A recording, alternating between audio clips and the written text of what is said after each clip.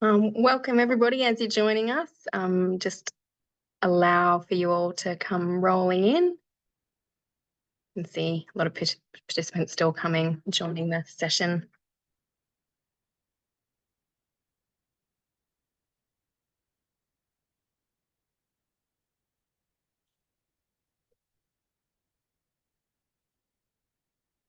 Okay, so now we've passed 1 o'clock, so let's begin. Welcome to this Mind Out webinar on the Alternatives to Suicide approach with LGBTIQ+ people. My name is Liz Wilkinson and my pronouns are she and they. I am the Mental Health and Suicide Prevention Manager over at LGBTIQ+ Health Australia, currently looking after the Mind Out program. And before we begin, I'd like to acknowledge the traditional custodians of the lands on which we're all joining from today, their diversities, histories, knowledge, and continuing connection to land, water, and community. I'd like to pay our collective respects to elders past, present, and emerging, and extend that respect to any Aboriginal and Torres Strait Islander people joining us today. I'd also particularly like to pay my respects to the elders of the Gadigal people of the Eora Nation, and that's where I'm joining from, and I'd welcome you to all use the chat function to share where you're joining from today as well. At this point, I'd also like to acknowledge people with living experience of mental health or suicidal distress, as well as their carers and families, and note the continued role that they play in the reform of the mental health system. And in housekeeping, I want to note that this webinar today is being recorded and will be made available on LHA's website. So if you miss any of the information, you will be able to go back and listen. And if you have any questions, we invite you to use the Q&A function, which will be located at the bottom of your screen. And we will aim to get to all the questions that were submitted either before the session or are asked during the session today. And we've got a Q&A component of the session at the end.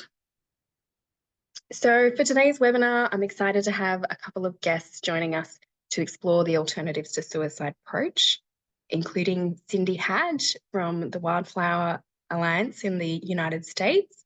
And that's where this outside the box approach originates.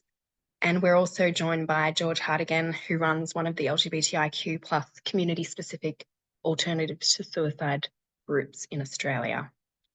And it's a good point to remind you that we will be sitting with some heavy content around suicidal distress and involuntary admissions and treatment. So it's a timely reminder now that if anything in today's webinar brings up any issues for you, then there is support available.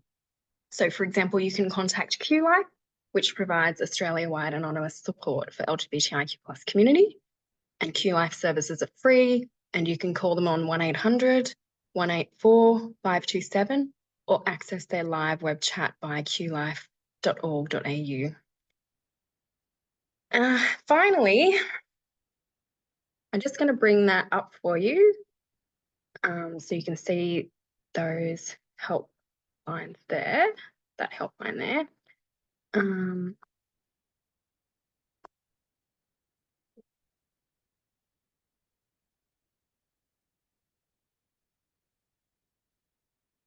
So if you do need any support, please feel free to reach out to QLife.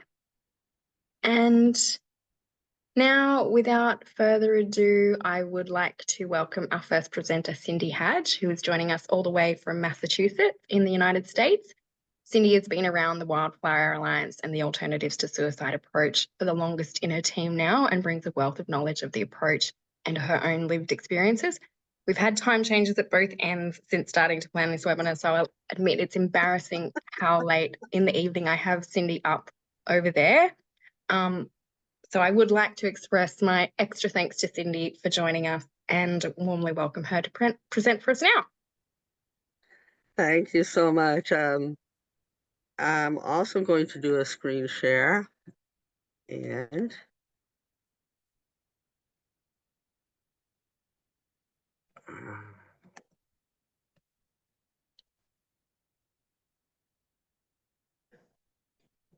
oh my gosh, sure.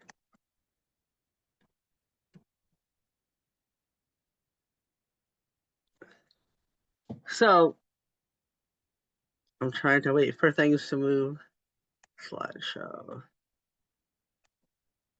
Yeah, so what happened was folks from the Wildflower Alliance found out that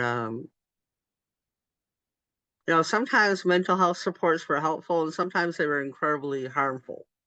And so the Wildflower Alliance is just a group of people who came together and said, "Oh, can we come up with alternatives? What are the other ways that people can find support and that maybe had the positive parts and not the negative parts, or maybe totally different parts to it." And there's this whole respect for people who have gone through similar things, supporting each other. Like there's a different conversation to be had when you're sitting with somebody else who has had the same struggle and has permission to share it. And so we partnered with this organization called Tapestry Health System, which was a harm reduction agency, not a mental health agency. It was a kind of an agency that would do needle exchange or work around all different preventative health work, like whether it's about sexually transmitted diseases. But the idea was that if you give people resources, maybe they'll, reduce the harm of whatever their lifestyle may be incurring. And so we started in 2008, and I can tell you right in the beginning, we were not, we had growing pains. Sometimes we were replicating the system that we were trying to be an alternative to. Like when I first went to go to a group, I had to get screened to go to it. And I was a community member, and I went to the director of the Wildflower. And I said, "What is this nonsense? I thought this was peer run. Why do I have to check in with somebody before I can start with the group?" And she said, "Oh, I didn't know it was being set up that way. Let's change it." And so we've had some changes along the way. And what we found out by 2014 that we actually needed to have a charter, like a rule around values, because people could start groups, but maybe people were doing different things. We had to agree to some core values. What is it that makes an alternative suicide group special? And to write it down and have that be a guide. And then in 2020, our whole organization was really coming to terms with distress can be in a person, but it's also in a larger context, right? What else is going on in the world? My distress might be in relationship to not having safe, affordable housing. My distress could be in relationship to being marginalized or discriminated against. And so it was like, oh, the distress is in a context, and we need to address that context as well. Here's some research. This first book comes out of Australia. You guys have the ability to get funding for evidence-based research, and that's really cool. And it was a little surprising, I think, for people, because in the mental health system, the goal is get rid of those thoughts, quit having them. And instead this said, what helped was people learn to navigate having those thoughts. Maybe sometimes the world is a hard place to live in.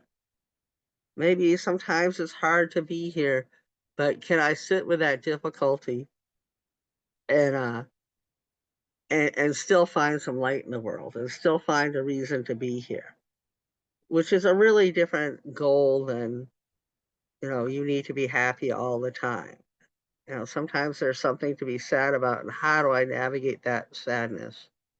The second one is, the way we do research is we send out voluntary surveys and ask people to fill them out.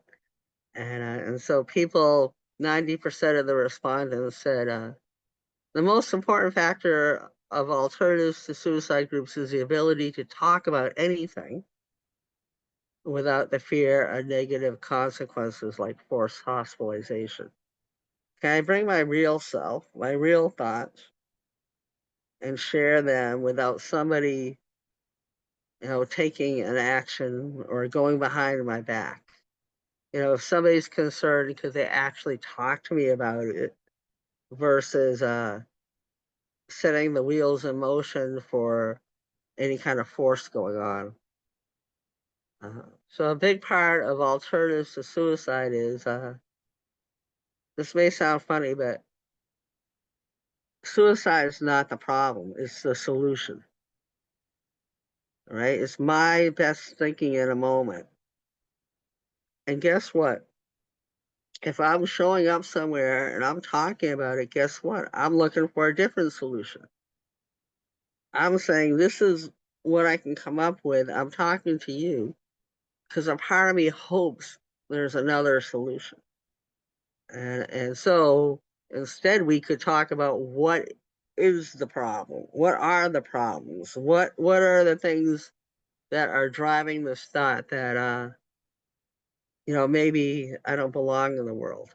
And can we address any of those? Or can somebody get support around those things? And and people can have all sorts of reasons. Like that word, I feel suicidal. Like, what does that actually mean? Does it mean I'm tired? Does it mean I'm in pain? Does it mean I have grief? To really be curious about what's being communicated in that thought versus doing a risk assessment about whether or not someone has a plan or not. To instead really be curious about the context. And, in the US, I can't really speak to Australia and what the statistics are, but especially in the US right now, many of the games that the LGBTQ community has won, they're beginning to lose again. That there is this whole social atmosphere of taking away people's rights and marginalizing people. And I know for a period of time in my life, I'm gender nonconforming, and I was just feeling like I didn't belong anywhere, or feeling like I wasn't made for this world.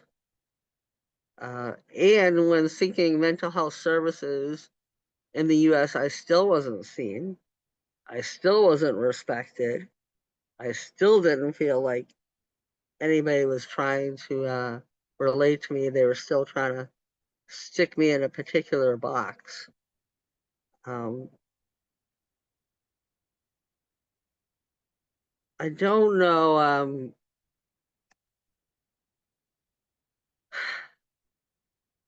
So the idea of, my experience of being with suicide prevention was to try to stop somebody by any means, right? Versus trying to figure out why somebody might want to end their life and why not.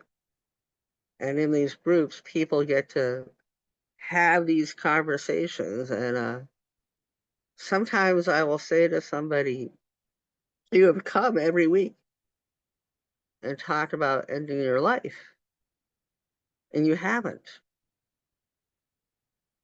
What keeps you on the planet? And the most common answer in the groups that we do in the US is the cat. Who would take care of my cat? And but that question of, hearing why you're contemplating it, I also want to hear why not, or what are the things you would like to do before your life ends. Those kind of questions, and it's incredibly important. It's incredibly important to be able to have a group where people can talk about these things, can be seen, heard, and validated. Uh, I have other slides on the charter, but that seems like really boring to present. But if it's needed, George, you can let me know. Yeah, or if there's any other parts of it that you would want me to share. But yeah, that's kind of what I was thinking about sharing.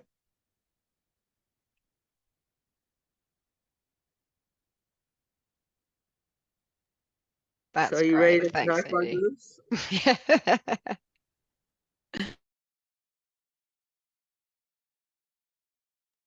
Oh, thanks so much, Cindy. Really appreciate you sharing that and speaking so openly with us. I think we'll have some questions come in and we'll save them for the end. I'd also now like to welcome George Hartigan, who's a facilitator and founder of the New South Wales-based LGBTQ plus Alternatives to Suicide group. George, who uses they, them pronouns, identifies as queer, mad, and disabled, has experience with suicide and is a survivor of psychiatric diagnosis and has extensive experience working in suicide support and LGBTQ plus mental health. Welcome, George.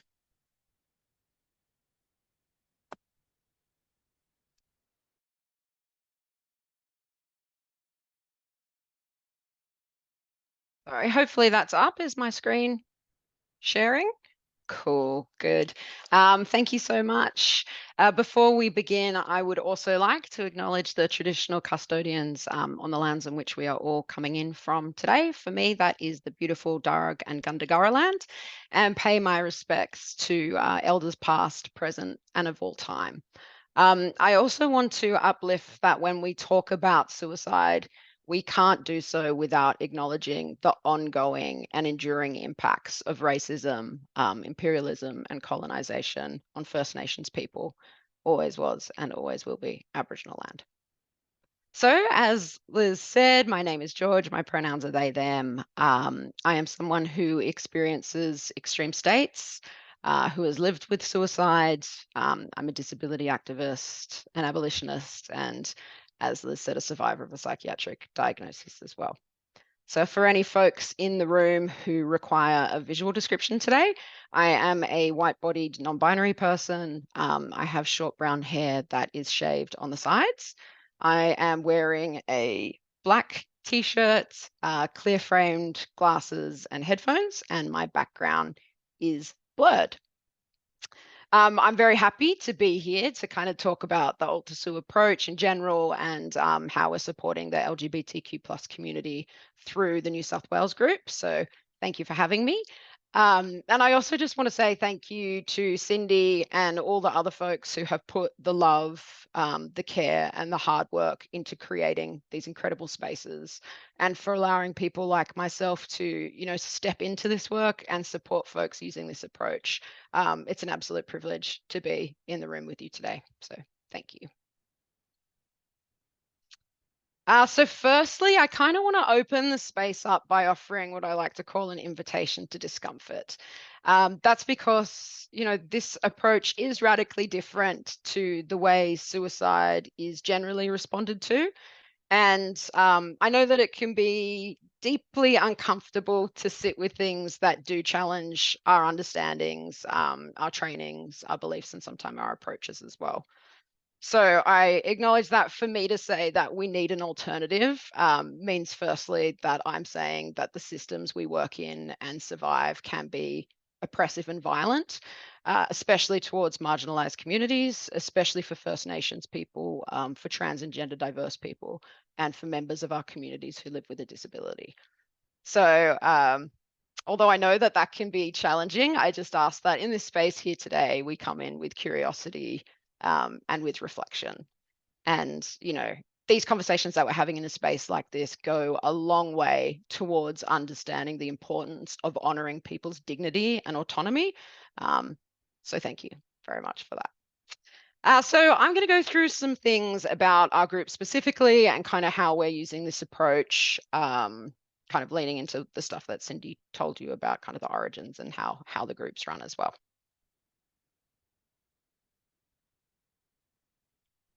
Cool. So just for a little bit of background, after I went through my Alt to Sue facilitator training, I was considering how I could use it in a way that was deeply meaningful. And I knew that I wanted to create an LGBTQ plus specific group in New South Wales.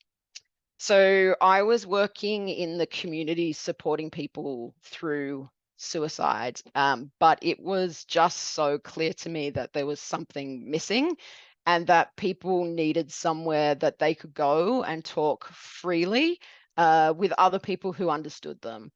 And I know from my own personal experience how harmful loneliness and isolation are.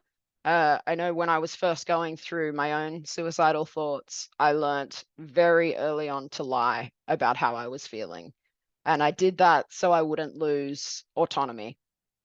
What that did, though, was only make things worse because, as well as already feeling those things, I was now sitting with the burden of hiding something so big because I didn't have a way to express myself.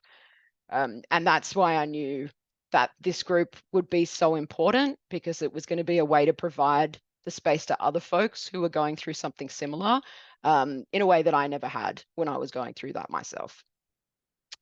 So just listening to Cindy speaking before, I was just thinking about a time I was hospitalized. And I remember people coming in and out so quickly, and they would be there for a few seconds to speak to me. And, you know, it was made very clear to me by them that this was a medical problem. It was a me problem. And no one actually ever asked me what my experience was. No one ever came into that room and asked what life was like for me as a queer, gender norm conforming disabled person. And I think looking back on that, that is such a piece that was missing in my own healing. So yeah, we have a space for that now, thanks to Alt to Sue groups, which is amazing. So as kind of Cindy said, and we know all of us in this room, the LGBTQ plus community are experiencing like suicide, discrimination and oppression at rates that are far higher than the general population. And we know that's even more so the case for people who are experiencing intersectionality within these identities. And although that there are many fantastic spaces and organizations who are stepping up to be there for this group, they are still limited by their funding, by their policies and their procedures when it comes to holding conversations and experiences of suicide. So using this approach that is so different from like the traditional mental health service and suicide prevention overall, it's working to open up many possibilities for supporting folks in different ways. Cool, enough of that. What's the actual group about and kind of how does it run? Well, it's a group about hearing and sitting with each other's pain. It's about approaching big things with curiosity and with kindness. And it's assuming that everyone who is in the room knows what's best for them and that they're the experts in their own needs, which is something that's often lacking in mainstream mental health services and approaches. It's a completely non-clinical group, which means everybody in the room has their own lived experience of thoughts and feelings of suicide. And we're all there to listen, to talk openly about what's going on for us, to share our experiences, to connect with others who get it, but also to hold space for joy, care, and celebration as well. In terms of how the actual space works, I was speaking to Liz about this, and because this is a peer-run group for people who have lived experience of suicide, many folks who are in this room will never actually be able to step in the space and understand how it works. So I just wanted to kind of give a little bit of an idea. It isn't like a standard therapy group, so we don't go around in a circle and share. There's no pressure to be put on the spot to talk about what's going on for you. There aren't rules or restrictions about what can and can't be talked about, or who holds power in that space. We have an agreement and an understanding that there will never be escalation or carceral intervention. We open the room up to anyone who wants to share, and we respect each other's stories and thoughts, even if sometimes they challenge our own. And, sometimes they do. So in terms of accessing the group, there isn't any red tape or restrictions for attending. So there are no intake or discharge processes. People can come and go as they please. There aren't any referral requirements either.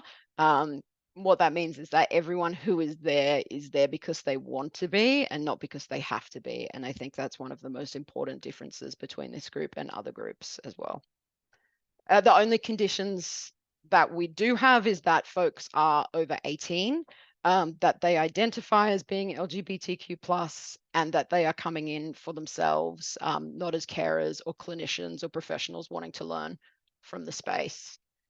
There isn't any documentation or notes or attendance records taken. Like I said, people can drop in and out as they please. And the only thing that we do collect is attendance numbers, and also how many folks are returning group attendees as well.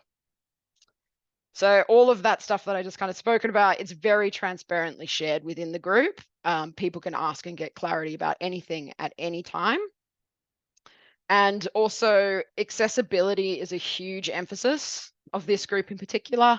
Most of the attendees who come identify as having a disability, and they are excluded from many spaces due to a lack of accessibility considerations, a lack of COVID precautions, and a lack of understanding of sensory needs. So being able to have a space that is very accessible has been really, really important as well.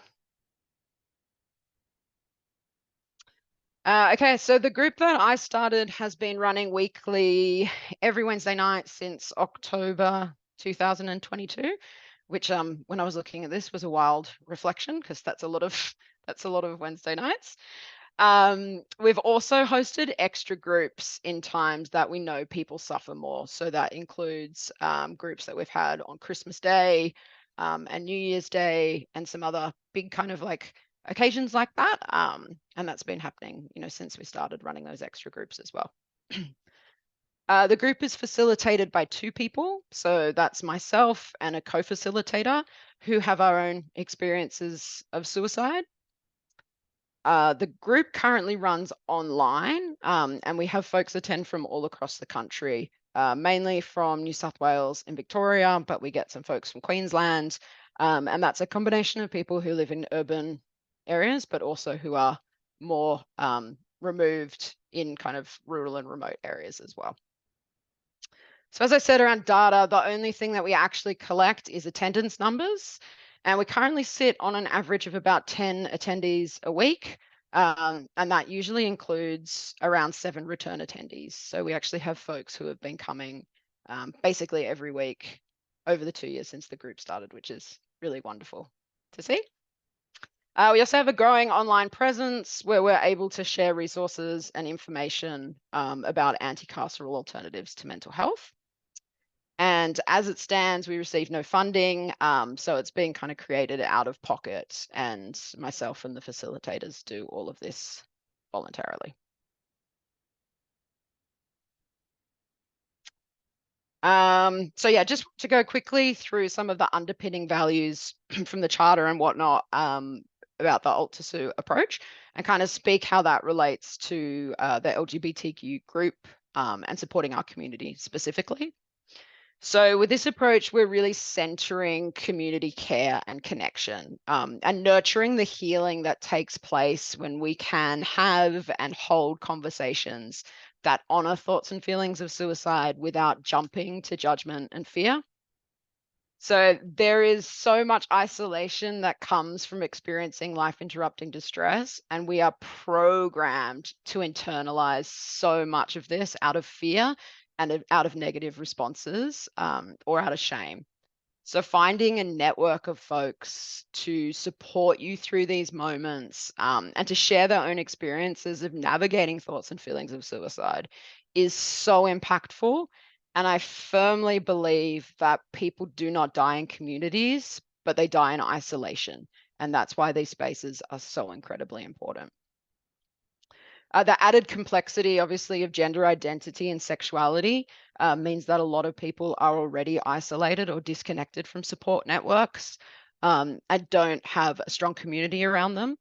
So plenty of folks who come to the group will actually say that we are the only people that they ever speak to about the painful things that they are experiencing. Sometimes we are the only connection that they have to other LGBTQ plus folks. And sometimes we are actually the only people that they will speak to full stop during their week. So people are able to come in and experiment with new names and pronouns, which is a really beautiful thing to witness. And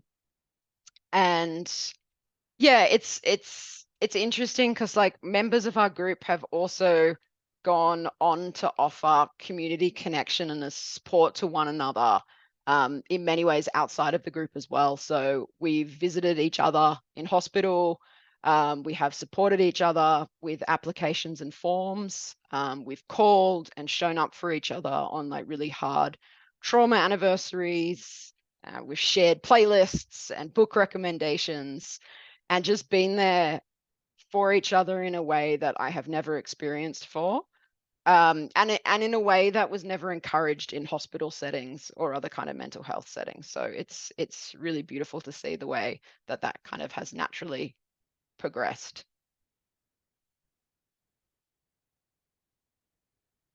So responsibility to, not for or over. So the current model of Western colonial and carceral care means that we come from a position of risk. And that model basically means that if someone comes out openly and says that they're thinking about suicide, people will respond with fear.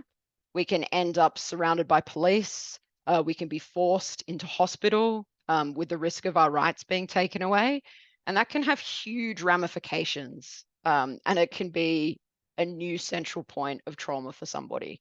So what that means is we are pressured into silence by systems and by society. What our approach says, on the other hand, is that if someone ultimately chooses suicide, that is their choice and it's their right to choose that option. But we, of course, want to help people want to stay alive.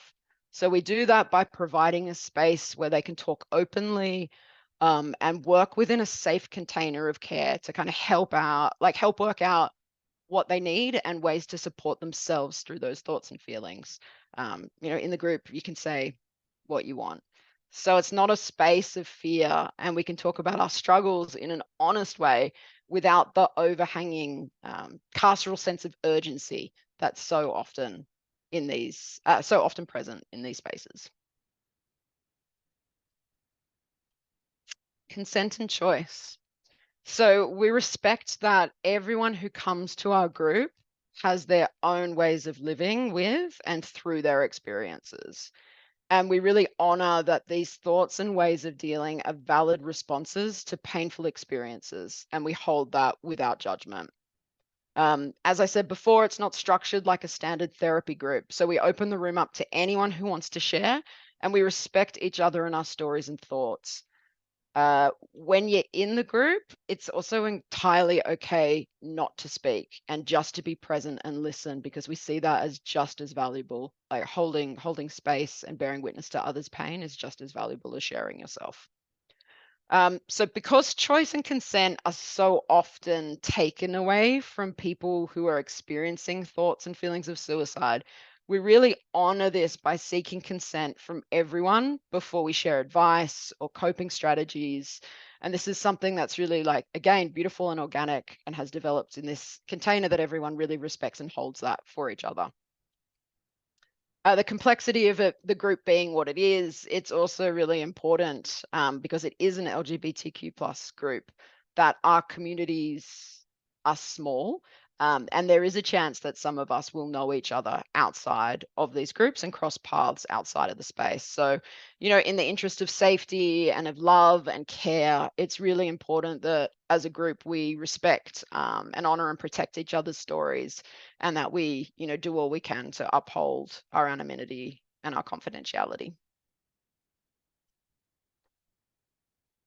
So hearing about the group in that way, I kind of want to summarize what to expect. And this is something that we share online through the socials as well for people who are thinking about coming to the group.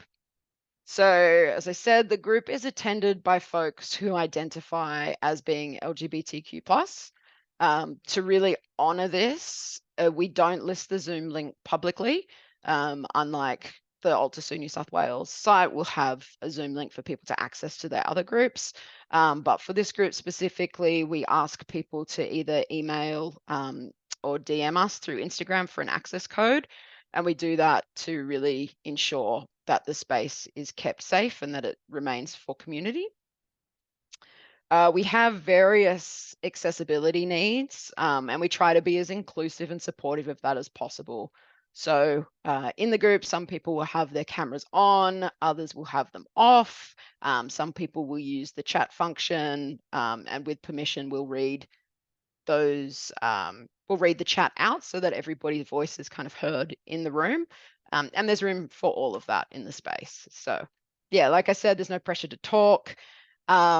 And we also understand that like these accessibility needs, as well as like how you show up, changes week from week. So it's really important to, be really flexible and understanding and just kind of meet people exactly where they're at that time. So people can attend when they are in distress, of course, but they can often come and share something joyful, talk to us about things that are happening for them, or just really use the space as a point of connection with other people. And, it is a variety of ways people show up. So on one night in one group, we may have somebody come who's experiencing a lot of distress, whereas we have others who want to talk about what's happening for them at work. And the group really holds that and creates space for everyone to be able to share in the way that they need to at the time. Yeah, and although we have regular attendees, like I said, some folks have been coming since the very beginning. It is a very supportive and kind space, and newcomers are always made to feel welcome as well. So in terms of what's next for the group, and kind of, I think, AltaSu in New South Wales and Australia more broadly. As I mentioned before, currently we receive no funding. So the setup and ongoing costs are covered by myself. I would love to see that change so that we were able to host in-person events, because I know how valuable and important these weekly connections are for folks, especially, like I said, we have people that don't talk to anyone else at all during the week. So being able to have a space where people could actually come in and have face-to-face interaction, I know would make such a big difference. And also to be able to pay our facilitators for the way that they show up and what they bring into the space. I have a heavy heart having to ask people to do things in a voluntary way because I know how much it takes, but shows how incredible the people are who do come up and hold that space as well. I'd also like to see us to continue to promote and model having spaces that are incredibly accessible. Like I said, especially because so many members of our group are disabled and require COVID-safe spaces, there are very limited spaces that people can access these days. So by creating the accessibility that we do, we hope that this can model this for other groups and other ways of supporting folks as well. I'd love to see the groups expand so that they can run on different days and times so we can reach more folks. Obviously, 6 to 7:30 on a Wednesday night doesn't suit everyone. So being able to provide multiple options means being able to connect more people to community and more people to healing, which is so important. Also on that, we are seeking more co-facilitators. So if you are interested, I'll put my details up at the end and please feel free to get in contact with me and we can kind of chat about what that looks like. So at last week's group, I told everyone that I would be doing this presentation. And what I didn't want to do was come here and be the only voice in the room because, like I said, this is a community and it's based on sharing that power. So I asked folks if they wanted me to share anything with you all here. So I thought I'd just take a second and read out a few of the things that they wrote to kind of summarize what this is all about. So this group has given me a safe space to let go and be completely myself.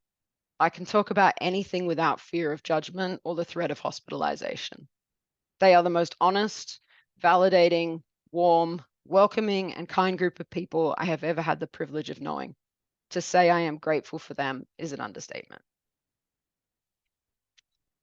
Having a space to go where I know that more difficult, typically stigmatized, and often pathologized topics, feelings, and experiences are openly discussed and held has been such a welcome alleviation of some of the weight that those types of things tend to carry.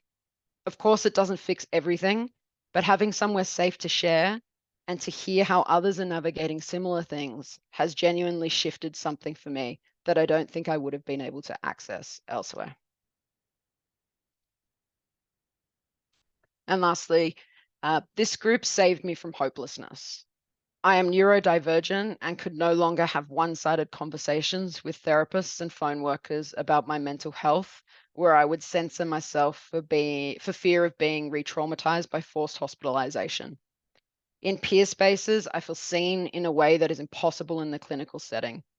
When you are with someone who has a lived experience similar to yours, there is a safety and understanding. I am very grateful for what my peers teach me through sharing experiences and to be in a place that recognizes and calls out systemic harms. So thank you so much for joining me to hear this. It fills me with a really deep sense of solidarity, just knowing that so many folks have shown up today and that are interested in and dedicated to kind of exploring and finding alternatives to care that doesn't just default to carceral practices. You know, those practices harm people by taking away their autonomy. So the fact that you've shown up today and you're engaging in this way means so much to me. And as you kind of just heard by those things I read out, it means a lot to the people that attend the group as well. So thank you.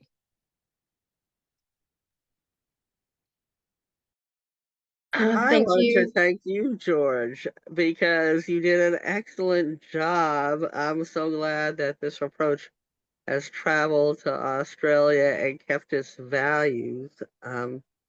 One thing I want to highlight out of what you said was, it doesn't take away my pain, but it does something good for me to be seen, heard, and validated.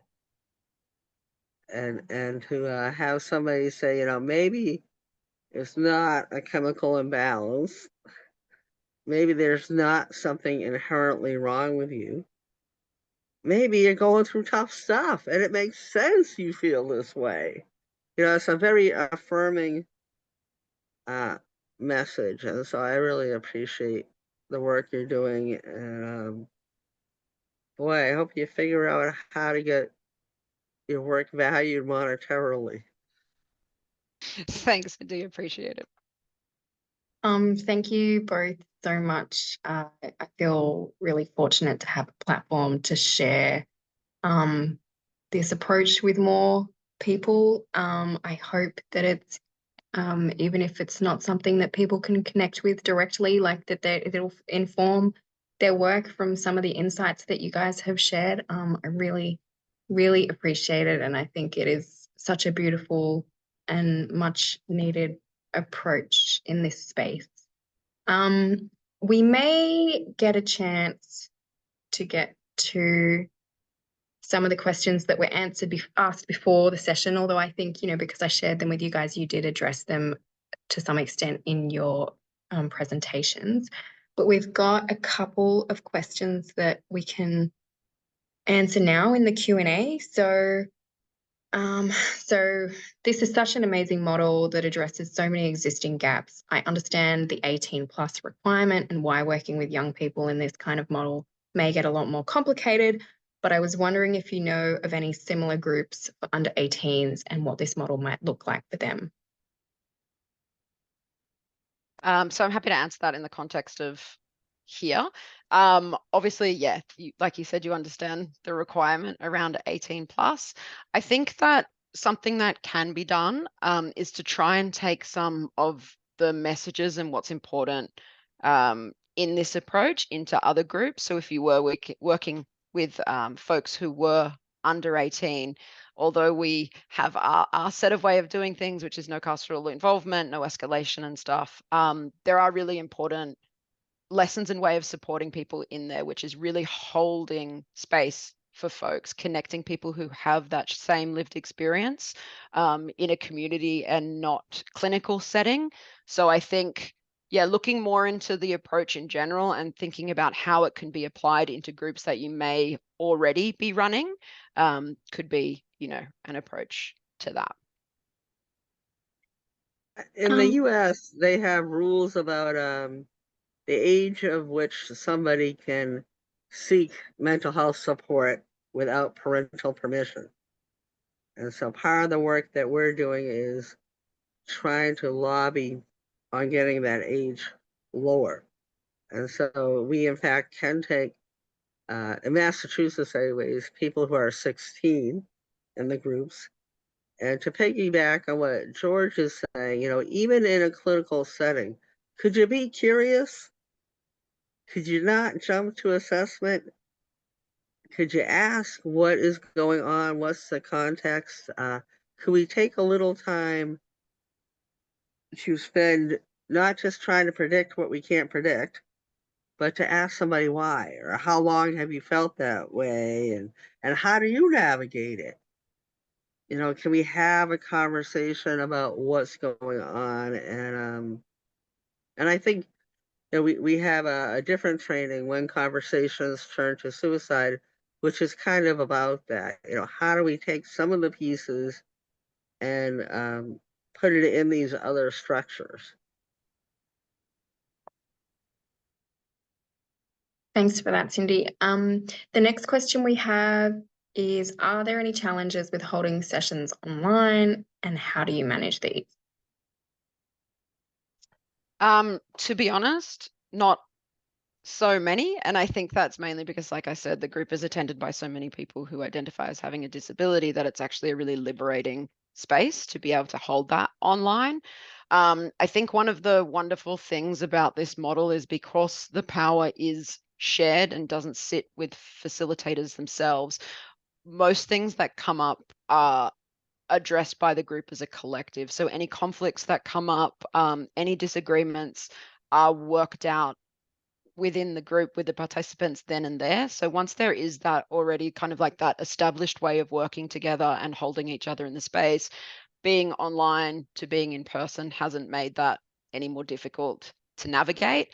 I think the complexity in there is kind of, as I mentioned, for some people who are so isolated, this is their only point of contact with other people.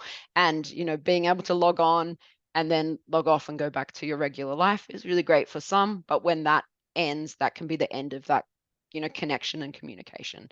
If the groups were in person, there would be opportunities for people to go have a coffee afterwards or take that conversation elsewhere and turn it into more of a social thing as well, which I think would be really important. So in terms of the facilitation, it's not too tricky at all, and online's great for those reasons, but being able to offer a different way of doing things would also be fantastic. Mm. And maybe because I'm older, I didn't grow up with computers. I have a hard time keeping up with the chat. And so sometimes we talk about, whether all the chats are going to be group chats or whether people can personally chat. And again, that's something the group negotiates. And George, I'm wondering, I'm assuming this is true, so I just want to double check. People can connect outside of the group, right? And so everybody here is an adult, unlike a mental health group that I used to go to. You were in trouble if you talked to somebody or they shared information. This is about building a community, and people can, even if it's a distance, well, I have somebody else to talk to in between the group. That people can make decisions around that. Although the group's ending, hopefully the connection doesn't have to. Yeah, absolutely. And I think that is one of, like you said, so different to other groups, especially hospitals where we're told, don't add each other on social media or anything after that.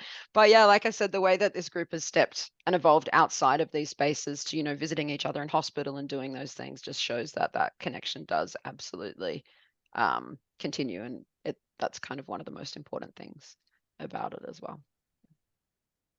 That's wonderful. The next question we have is, what training do the lived experience facilitators undertake to facilitate these groups?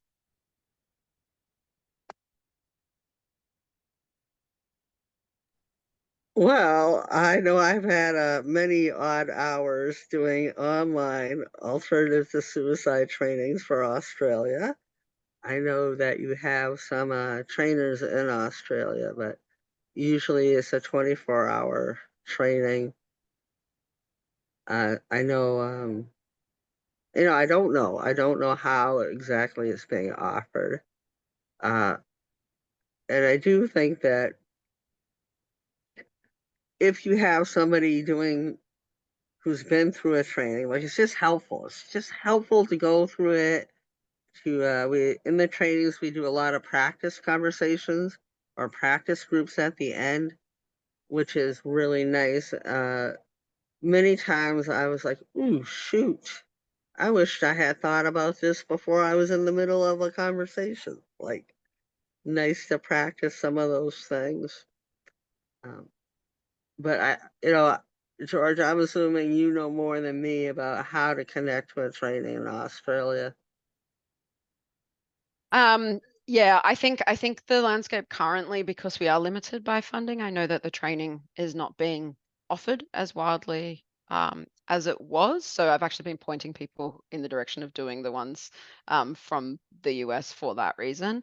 I think one of the things that's important to note around training is that there is, a financial and time obligation that it's a privilege to be able to do those things, to pay for training and attend in time. And because of that reason, it's really encouraged within my group, and I know some of the other groups, that the co-facilitators are people who have been in the group or attend the group and then kind of work alongside someone who has the training. That way we're really able to kind of uplift other people who do not have access to these things. Like I said, it's very privileged to be able to pay and attend training. If you're interested in waking up very early, I've watched people in a training with the sun coming up behind them as we're doing it from Australia. The best bet is to sign up for the Wildflower Alliance email newsletter, or to check out our website, wildfloweralliance.org.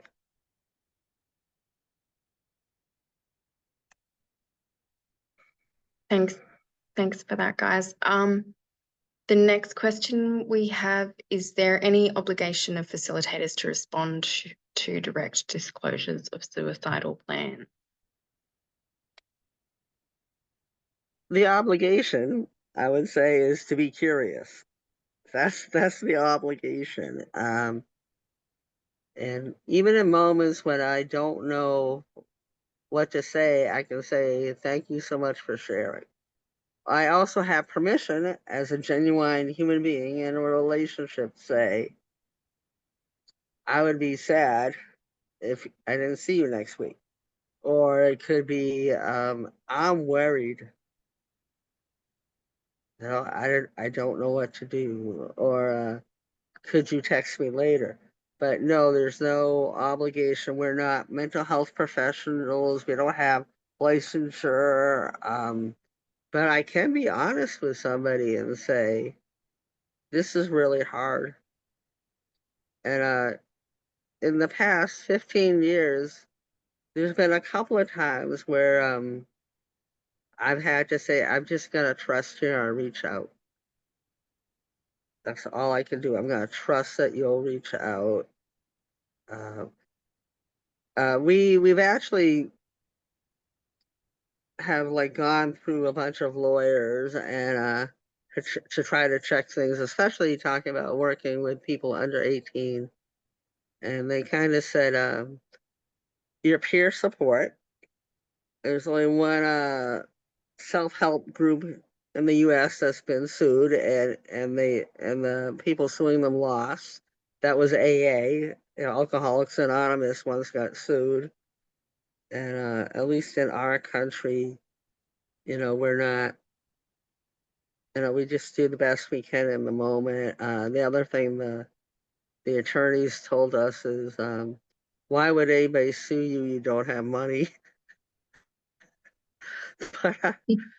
But between the fact that it's peer support and and it's not, there's no, we're not liable. We're not pretending that we're experts trying to fix somebody.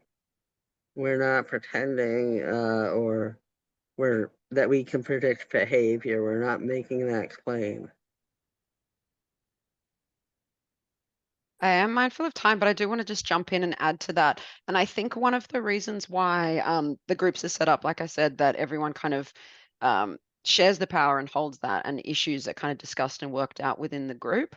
One of the benefits of that is, when somebody has expressed that they're in quite a lot of distress, as a group, we're able to come together and talk about what supporting that person right then and there looks like with them in the room. And that's how we've managed to create these containers of support, which is so different. Like I said, that's when the phone calls come in, that's when all of this stuff sets in, and it's just a completely different way to stepping in to a crisis and how that's managed.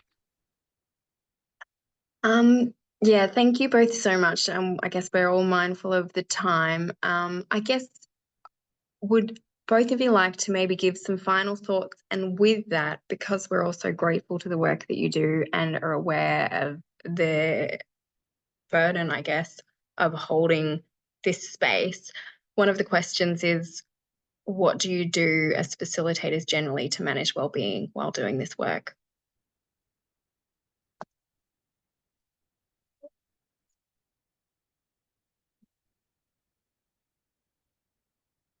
George? The smiles of waiting to see who will jump in first. I think the group, being a part of the group itself, really helps, because like I said, if power's shared as a facilitator, I'm able to sit there and say, I'm having a really hard time with some of the stuff that's being spoken about. I'm finding it heavy. And we can talk about that, and I get support from the group as well. And I guess that's what mutuality is all about. In a more practical sense, we'll have co-facilitator and facilitator can get together and have debriefs or chats, as long as we're upholding people's confidentiality as well. But yeah, reconnecting into the community is kind of what keeps the well-being going for me. Yeah, and I think for me, sometimes when we create a space for people to, and this is just my language, to heal and be seen in, I get healed in the process as well. That I feel more connected. I feel seen, heard, and validated. And if there's a tough moment, yeah, I have other co-facilitators to try to process that with, but at least for me, that rarely happens. It's more like, wow, these are amazing people going through stuff, and I benefit from being there. And I'm really hoping, thank you so much, Liz, and whoever else organized this. Uh, this is an amazing possibility. People in the mental health system learn to not talk about it, as one of George's quotes were, and to instead have a place to talk it through is life-saving for a lot of people. Thank you, Cindy, and thank you, George. I can't express my gratitude enough to having you here and for sharing so openly about this work. People also online, thanks for joining us. You're welcome to get in touch with me, to reach out to Cindy and George as well, or just to stay in touch with our webinar series generally. And as I said, if any of this was heavy for you, there are supports available, such as Q Life, and you can contact them in the evening via the phone or the web chat that they have available there. So wish you all a lovely rest of the day, and yeah, thank you so much again. Thank you all very much.